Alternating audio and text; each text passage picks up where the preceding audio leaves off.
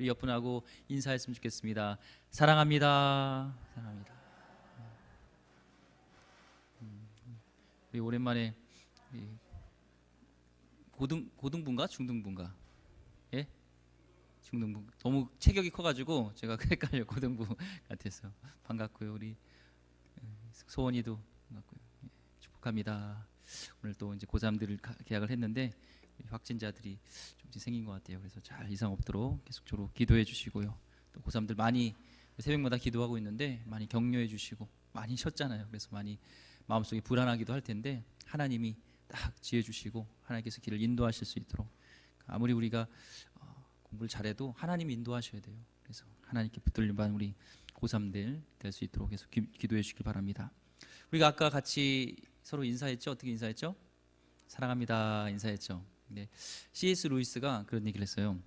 누구나 자기가 용서할 일이 생기기 전에는 용서가 아름다운 거라고 생각을 한다는 거예요. 근데 이제 내가 막상 용서가 나의 일이 되면 그 아름다움이 부담일 수 있다는 거예요. 마찬가지로 내가 사랑합니다라는 것이 나랑 상관없을 때는 그냥 부담이 없을 수 있지만 진짜 이제 그분에게 내가 사랑을 전해야 될, 사랑을 실천해야 될, 뭔가 도움을 줘야 될 그때가 된다면 그게 부담스러울 수 있지만 그것이 진짜 아름다움게 될 수 있다는 것입니다. 진정으로 마음속에 그렇게 담아서 입술만 아니라 진짜 당신이 필요할 때, 성도님이 필요할 때 내가 도움을 드릴 수 있는 그 사랑을 전하는 자가 되겠습니다라는 마음으로 다시 한번 사랑합니다 우리 인사했으면 좋겠습니다. 사랑합니다. 사랑합니다. 그렇습니다. 내가 섬길 일, 사랑으로 섬길 일 있으면도 하겠습니다. 내 밥 살 일 있으면은 밥도 사겠습니다. 예, 그런 뜻이에요. 예. 밥 사실 거죠? 예, 사셔야 됩니다. 예. 성경에는 그런 말은 없어요. 밥 사는 자가 복되도다라는 건 없지만 주는 자가 복되도다는 있어요. 예. 현대판으로 해석하면 그거예요. 밥 사는 자가 복된 거예요. 그래서 어디 갔을 때 눈치 보지 마시고 이제 밥값 계산할 때 신발끈 먼저 매지 마시고 나가서 먼저 카드를 그냥 맡기시고 그게 복된 자인 줄 믿습니다. 주는 자가 복돼요. 그래서 저도 한 주간 동안 쭉 보면은 경제적으로 뭐 이렇게 넉넉하진 않지만 그동안 계속적으로 이렇게 후원하고 섬기는 일들 또 하나님께 드리는 것들에 있어서 또 와이프가 또 이렇게 같이 또 격려해 주셔서 이렇게 넉넉하지 않지만 하나님께 인색하지 않게 이렇게 섬길 수 있어서 그게 감사하더라고요. 내가 많이 이렇게 쟁겨놓고 막 내 거야 보다 흘려 보낼 수 있음에 그런 믿음을 주시고 마음을 주시니까 그게 기쁘고 그게 감사하더라고요. 그래서 진짜 주는 자가 복되구나라는 것을 생각하게 됐습니다. 예. 오늘요 바울이 쓴 편지잖아요. 이 고린도전서는 고린도 교회에 쓰는 편지죠. 그렇죠? 편지인데 근데 그가 말하는 세상의 방식이 아니라 하나님의 방식을 지금 얘기하고 있습니다. 하나님의 방식을 얘기하고 있어요. 먼저 고린도 교회는 문제가 있었는데요. 그것은 사람들이 예수님을 주로 고백하면서 교회 안에 들어왔을 때는 세상에서 살던 그 방식대로 교회에 그를 도입하는 거예요. 교회에서는 우리 예수님 방식이 있고 성경 말씀의 방식이 있고 하나님의 방식이 있는데 그렇지 아니다는 거죠. 이 방식이 참 중요합니다. 그렇죠? 먹을 때도 식단이 있고 치약을 짤 때도 가운데부터 짜는 게 좋아요, 밑에서부터 짜는 게 좋아요, 끄트무늬에서 짜는 게 좋아요. 예, 다 틀리죠. 사람마다 방식이 다르다는 거예요. 근데 이런 거는 괜찮아요. 이런 거는 중요한 것이 아니니까. 그러면 오늘 점심에 제가 순대국과 순대를 먹었는데 순대는 어디다 찍어 먹는 게 맛있어요? 다 다르죠. 초장, 쌈장, 새우젓. 이게 지역마다 틀리더라고요. 전라도는 초장이고 경상도는 쌈장이더라고요. 예. 저는 쌈장을 좋아합니다. 예. 어떤 분은 또 그냥 생으로 먹는 분도 있고 이건 각자 어느 게 맞을까요? 예, 이거는 뭐 틀렸다 그러다 할 수가 없어요. 그럼 이게 식습관인가? 근데 예, 그렇죠, 맞아요. 우리 김성 권사님 맞습니다. 자기 습관대로 먹는 게 맞아요. 예, 멀리서 오셨는데 감사합니다. 그래요. 근데 이 사도 바울이 지금 얘기하는 거는 하나님의 나라, 하나님의 교회에서는 하나님의 방식이 있는데 그 방식이 아니라 지금 다른 방식, 세상의 방식을 도입하는 것이 지금 문제라는 것을 얘기하고요. 이것을 지금 고린도 교회에 편지를 쓰면서 그것을 폭로하고 있어요. 오늘 말씀 중에 고린도전서 1장 18절과 19절을 보면요, 메시지 성경에는 이렇게 얘기합니다. 메시지 성경은요, 한번 띄워주실까요? 읽어볼까요? 시작.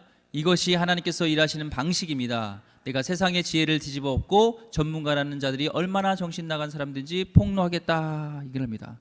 하나님이 일하시는 방식은 세상의 그런 지혜, 세상의 전문가라는 것들을 엎어버리고 하나님의 방식으로 일하신다는 거예요.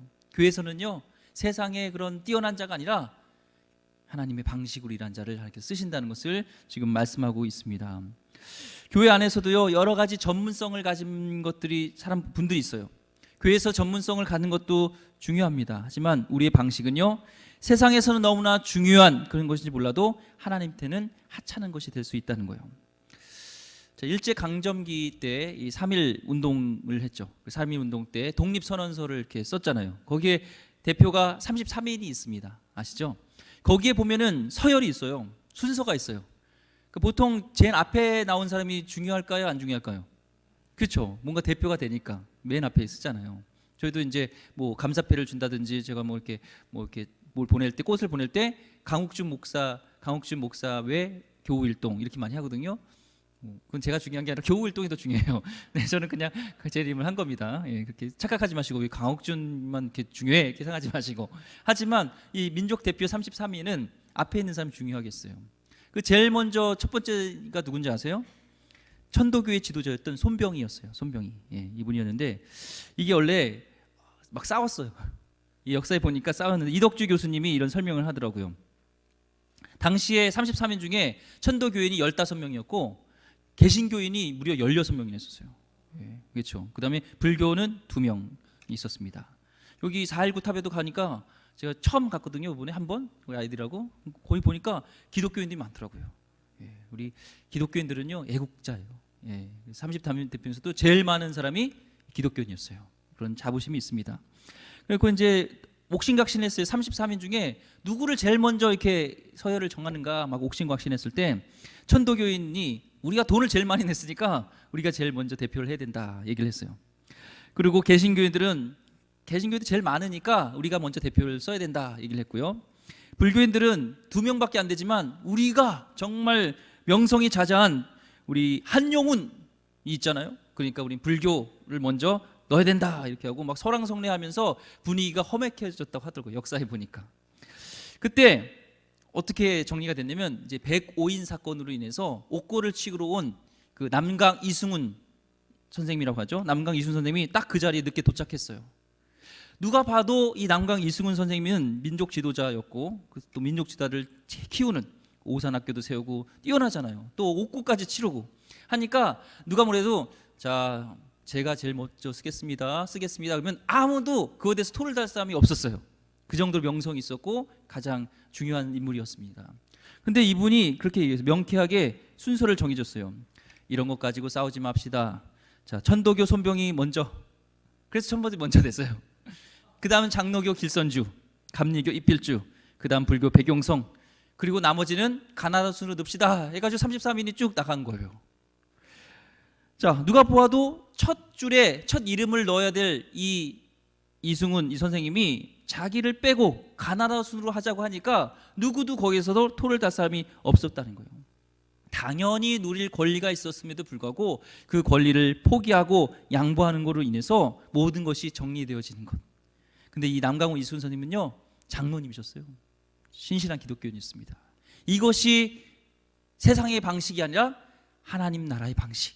이것이 하나님 원하시는 방식이라는 거예요. 내 권리를 주장할 수 있지만 내려놓는 것, 포기하는 것, 이것이 하나님의 방식입니다.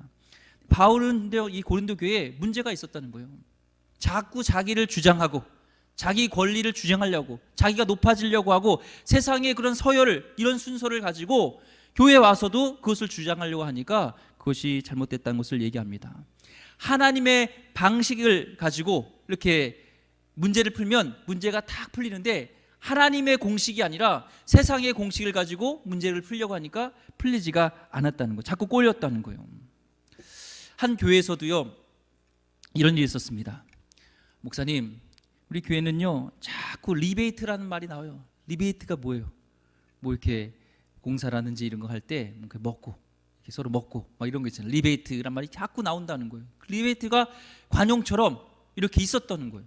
저희 목사님이 이것은 세상의 방식이다. 리베이트라는 것은 세상에서는 있는 일이지만 교회에서는 그런 일이 있으면 안 된다. 그건 세상의 방식이다 하고 없애기로 했어요.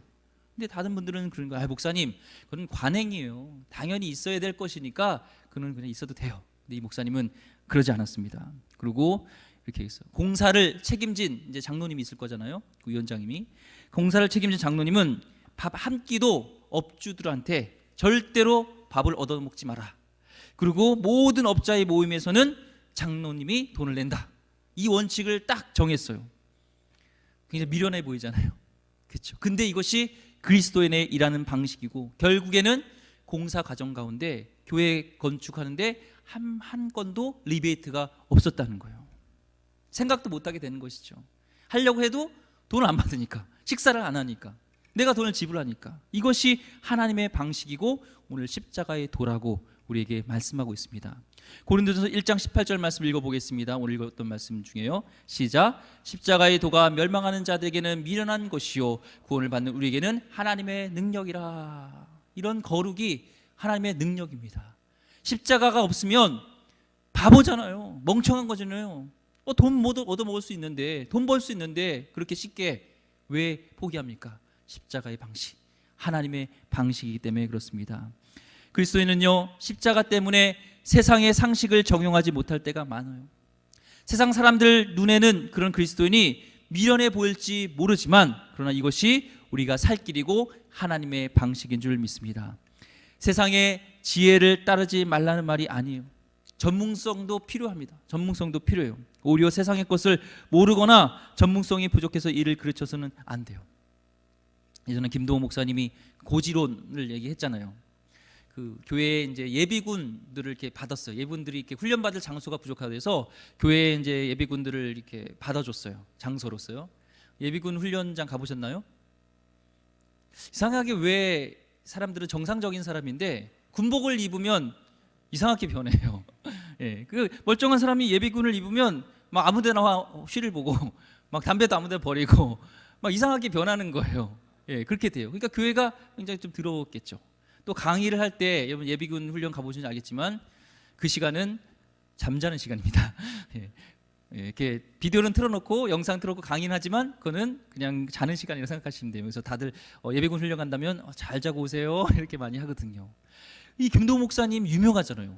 그렇죠? 김도호 목사님이 여기 만약에 딱 부흥 강사로 오신다고 보시면은 여기 꽉 찰 거예요. 그렇죠? 뭐 지금도 꽉 차시지만 유명한 분인데 이분이 딱 이제 김도호 목사님이다 해가지고 딱 설교를 하시는데 그 강의를 하시는데 여전히 실망시키지 않고 예비군은 예비군처럼 다 잔 거예요.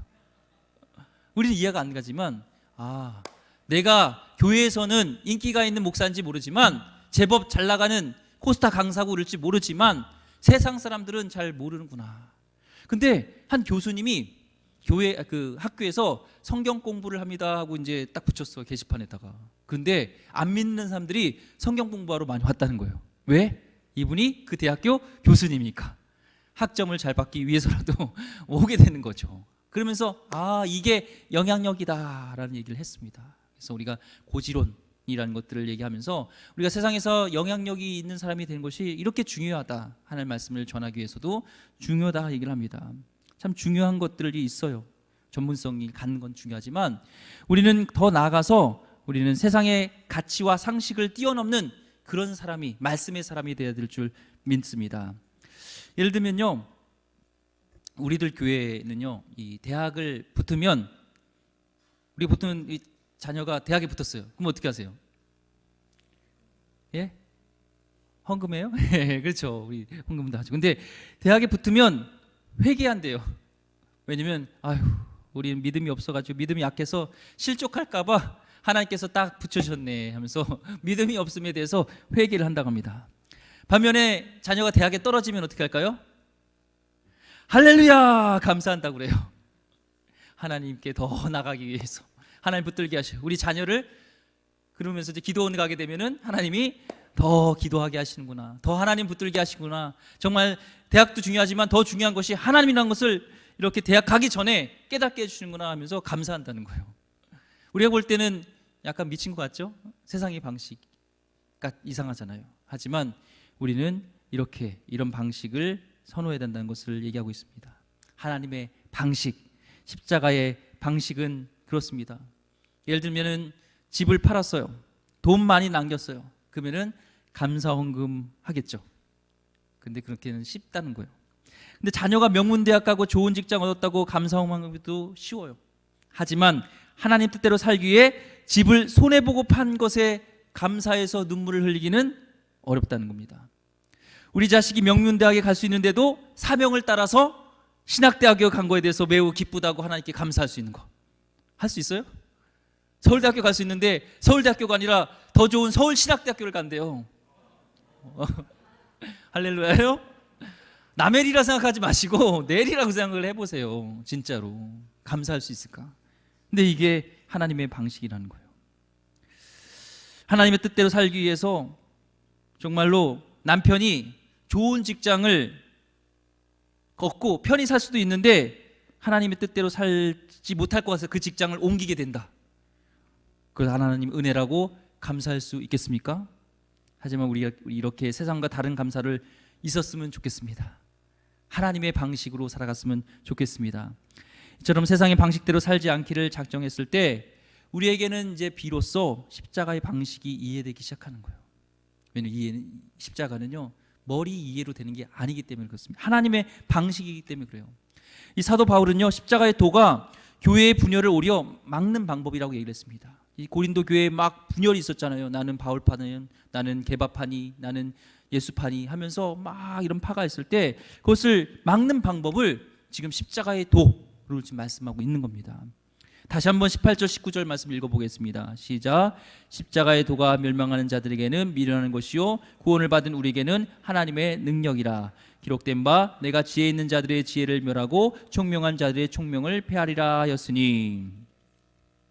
교회 분열이 일어났던 이유가 바로 내 주장이 옳다고 얘기하는 거예요. 계속 내가 옳다, 나 내 파가 맞아, 내가 맞지, 게바파가 맞지, 베드로가 수제자잖아. 무슨 말이야? 사도 바울 같은 사도 바울 그 복음 전하는 자 그 사람이지. 아니지, 예수님이 중요하지 하면서 서로 옳다고 막 얘기를 했습니다. 하지만 내가 부족하다고 할 때 그것이 능력이 된다고 말씀하고 있습니다. 서로 잘났다고 주장할 때가 아니라 서로 내가 부족하다고 밀어나가고 할 때 교회는 능력이 되는 줄 믿습니다. 하나님이 그 부족하고 미련한 자를 들어 사용하시기 때문에요. 하나님은 그런 겸손한 부족한 자를 사용하십니다. 혹시 우리 능력으로 하고 있다면 교회는 분쟁에 휩싸이게 될 거예요. 내 능력으로 뭔가 하려 하면. 그리스도의 삶에 십자가가 살아있고 고난의 눈물이 있고 사랑의 흔적이 있다면 그것은 십자가의 능력으로 이루어지고 있는 것입니다. 누가복음 9장 23절 말씀에 주님께서는 나를 따르기 위해서는 십자가를 지거든 한 번 지는 것이 아니라 날마다 지라고 하셨어요. 우리는 날마다 십자가 앞에 내려놔야 돼요. 내가 드러나고 싶고 내 능력으로 하고 싶고 내 주장이 옳다고 얘기하고 싶은 것들을 교회에서는 내려놓고 날마다 주님을 따라야 될 줄 믿습니다. 날마다요. 바울은 당시 십자가의 능력을 의지하지 않고 십자가의 도를 따르지 않는 사람들이 두 가지 경향이 있다고 얘기했습니다. 첫 번째 경향이 나타난 사람은 표적을 구하는 유대인들이 있었어요. 다른 하나는 지혜를 구하는 헬라인이었습니다. 유대인들은 왜 표적을 구할까요? 예수님이 보이신 표적을 보고 그에게 세상을 뒤엎을 능력이 있다고 믿었기 때문에 그 표적이 중요하다고 생각했습니다. 하지만 그 무리는 한순간에 예수님을 떠났어요. 왜요? 힘없는 양처럼 십자가에 달리셨기 때문에. 그들에게 십자가는 패배, 무능력 이것이었습니다. 근데 예수님은 그 무리들이 떠나는 것을 보면서도 끝까지 십자가를 지셨습니다. 사람들은 내가 하나님의 아들이거든 당장 십자가에서 내려봐라 하면서 능력을 계속 구했는데 예수님은 그 조롱하는 그 말에도 묵묵하게 십자가를 지셨습니다. 하나님은 하나님의 아들이면 표적을 보여라는 그것에도 표적을 구하지 않으셨어요. 표적을 구하면 쉬운데 하나님은 그렇지 않고 그 십자가를 묵묵히 견디셨습니다. 이것이 믿음입니다. 믿음은 표적이 일어나지만 십자가에 견디고 버티는 거예요. 진짜 능력은 십자가를 붙들고 견디는 것입니다. 십자가에 흘린 예수님의 피가 아니라면 우리에게 구원도 없고 생명도 없습니다.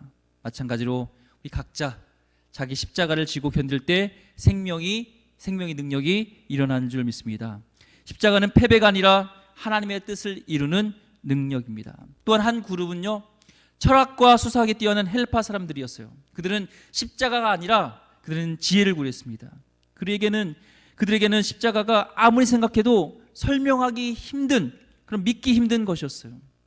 그래서 설명을 해도 그들은 이해가 안 돼요. 십자가는요. 남자랑 여자랑 연인 관계라고 생각해 보세요. 남자가 여자한테 얘기를 했습니다. 내가 너를 사랑해.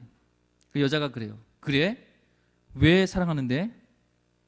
남자는 한참 생각했어요. 왜 사랑하는지. 그러다가 그냥 얘기했습니다. 연인을 사랑하는데 어떤 이유가 있겠습니까? 너무 사랑할 때는 그 말을 다 할 수 없잖아요. 너무 사랑해서 연인을 대신해서 죽을 수 있을 것 같은 이 사랑을 어떻게 다 설명할 수 있겠습니까? 너가 죽으면 내가 거기 널 구할 수 있어. 너가 한강에 떨어지잖아. 내가 가서 구할 수 있어. 이런 거를 다 설명할 수 없군요. 내 힘으로 발휘하는 것이 아니라 십자가를 붙듦으로 발휘되는 것인 줄 믿습니다. 예수님 십자가에서 내려와서 로마 제국을 물리치는 게 능력이 아니라 피를 흘리고 고통을 견디는 그것이 진짜 능력이었다는 것입니다. 예수님 흘리신 피와 땀과 눈물이 사람들을 이해시키고 변화시키는 능력이 되었습니다. 십자가의 능력은 그런 것이었습니다. 그래서 우리가 자랑할 것은 십자가밖에 없습니다. 우리의 힘도 지혜도 능력도 십자가에 비하면요, 자랑할 것이 없습니다. 저도 마찬가지고 여러분도 마찬가지고 우리가 정말 자랑해야 될 것은 십자가인 줄 믿습니다. 초대교회 복음이 전해질 때요, 그 복음을 받아들인 사람들이 대부분 노예였어요. 참 이 말씀이 진짜 진리라는 게 믿는 게, 약한 자를 통해서 하나님은 쓰세요.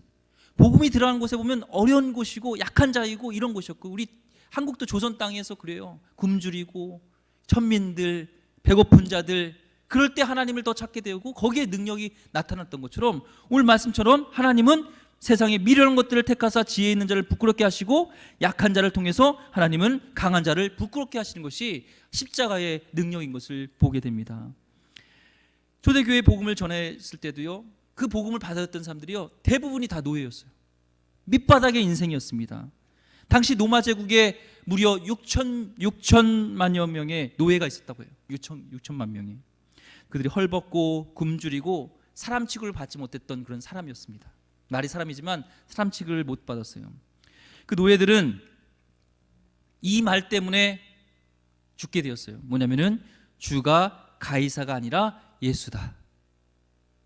시저 황제가 신이라고 그렇게 얘기를 해야지 그들은 살 수 있었고 그들이 장사도 할 수 있었고 그랬는데 이것을 고백할 수가 없었다는 거예요. 복음이 들어감으로 인해서 진짜 주인이 예수님이라는 것을 알게 되었을 때 여기서 그들은 변화되었습니다. 주는 가이사가 아니라는 것들 때문에 검투장에 가서 이렇게 죽게 되어지고, 사자랑 같이 나와서 사자의 밥이 되어지고, 밤에는 콜타를 칠해가지고 인간 가로등으로 불을 이렇게 밝혔습니다. 밤에를. 역사적인 사실이에요. 그런데 놀라운 것은요, 이 노예들이 죽어가면서 죽음 앞에 그 자신을 죽이는 주인들을 막 저주하는 것이 아니라 핍박한 주인들을 위해서 기도해 줬다는 거예요. 하나님, 우리 주인이 예수님을 알기 원합니다. 십자가의 능력을 저들도 경험하길 원합니다 하면서 세상이 변화되기 시작되는 거예요. 그렇게 복음이 들어가게 됐습니다. 사람들이 왜 놀랐습니까? 힘 없이 죽어가는 것처럼 보인 그들에게 진짜 십자가의 능력을 보았기 때문에 그렇습니다. 약할 때 강함 된 것이 십자가의 능력인 줄 믿습니다. 초대교회에서 성령의 역사가 일어났을 때 사람들은 제자들을 향해서요, 이런 얘기를 했습니다. 아그람마타, 뜻은요, 무식한 자. 예수님의 제자들이 알다시피 갈릴리 사람 하면 촌사람, 못 배운 사람, 무식한 사람, 이런 사람이었는데 이렇게 얘기를 했는데 사도행전 4장 13절에 보면요, 이런 얘기 나와요. 그들이 베드로와 요한이 담대하게 말함을 보고 그들을 본래 학문 없는 범인으로 알았다가 이상히 여기며 또 전에 예수와 함께 있던 줄도 알고. 학문 없는 사람, 한말대로 무식한 사람, 근본 없는 사람, 이런 사람이라는 거예요. 배움이 없는 그들, 무식한 자라 일컫는 그런 자들. 그런데 사람들이 깜짝 놀랐습니다. 어떻게 저렇게 지혜롭게 말하지? 배움 없는 사람들이 어떻게 저렇게 지혜롭게 얘기하지? 어떻게 저런 능력이 생긴 거지? 여기저기서 막 수군거리기 시작했어요. 하나님 이렇게 무식한 제자를 통해서 학식이 있었던 우쭐대는 사람들을 부끄럽게 했습니다. 가장 약하고 보잘것없는 노예를 통해서 권세 있는 자들을 하나님은 부끄럽게 하셨습니다. 그 김병삼 목사님이라고 만나교회, 그분이 한국 교회에 소위 좀 이렇게 큰 목회하시는 분들을 이렇게 만날 기회가 있었대요. 그러니까 뭔가 큰 교회 목회를 하시고 이렇게 버젓하게 목회를 하시니까 문제도 없고 고민도 없고 상처도 없는 줄 알았는데 보니까 그 안에 상처들이 굉장히 많다는 거예요. 문제 하나 없는 분이 한 분도 없다는 거예요. 어떤 분은 인생의 문제, 어떤 분은 가정의 문제, 어떤 분은 건강의 문제. 이 목사님도 저런 상처가 있었구나. 평화롭게만 보였던 저 분에게도 저런 상처가 있었구나. 그런데 이분들이 동일하게 고백하는 것은 그래요. 그래서 하나님이 우리를 안 버리시는구나. 그래서 하나님이 우리를 쓰시는구나 라고 고백을 했다는 것입니다. 아픔과 어려움 때문에 하나님을 붙들고 하나님의 은혜를 고백하니까 하나님이 우리를 쓰신다라는 고백이에요. 마찬가지로 우리 연약하고 부족하지만 하나님을 붙들고 십자가를 붙들 때 하나님이 우리를 쓰신 줄 믿습니다. 상처 많고 무식하고 연약하지만 그런 우리를 사용하시는 하나님으로 인해 우리는 자랑거리가 생깁니다. 돈과 명예와 권력은 우리의 자랑거리가 아닙니다. 우리 흔히 믿습니다 하고 고백하는데 사실 우리가 믿는 것이 아니라 하나님이 우리를 믿어주시는 것에 비하면 우리는 이 믿음은 아무것도 아니에요. 부족하고 연약한데도 믿음을 절대 놓지 않는 하나님의 사랑에 비하면요, 하나님을 향한 우리의 사랑은 아무것도 아닙니다. 그래서 우리가 자랑할 것은 하나님밖에 없습니다. 우리가 어떻게 내 믿음을, 내 사랑을 자랑할 수 있겠습니까?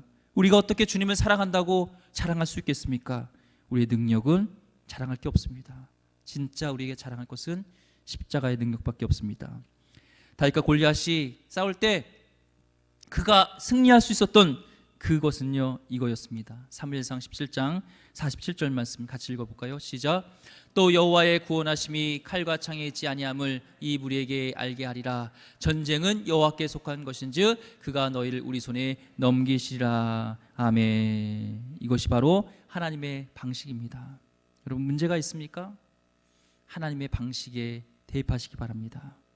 이제 내가 힘으로 안 된다는 것을 인정하시고 십자가의 능력을 의지하면서 약할 때 강함 대신 나의 능력으로 할 수 없다고 할 때 무능한 것 같지만 그것이 능력이 되어서 우리에게 새 힘을 주시고 다시 일어날 수 있는 힘을 주시게 될 줄 믿습니다. 그 십자가를 붙들고 승리하시는 여러분 되시길 주의 이름 축원드립니다. 네, 기도하겠습니다. 하나님, 십자가의 능력을 구합니다. 눈에 보이지 않을지라도, 어떤 표적이 있지 않을지라도, 어떤 지혜로 다 설명할 수 없을지라도 그 십자가의 사랑이, 십자가의 능력이 나에게 힘이 되게 하여 주셨고 그것을 붙들고 다시 한번 우리가 사역의 현장으로 갈 수 있게 하여 주시옵소서. 오늘 성도님들 낙심되어지고 또 하나님 경제적으로 어렵고 여러 가지 상황 가운데 가정적으로 어려운 게 있을지라도 십자가의 능력을 다시 힘입어서 일어나게 하여 주시옵소서. 귀하신 예수 그리스도의 이름으로 기도드립니다. 아멘.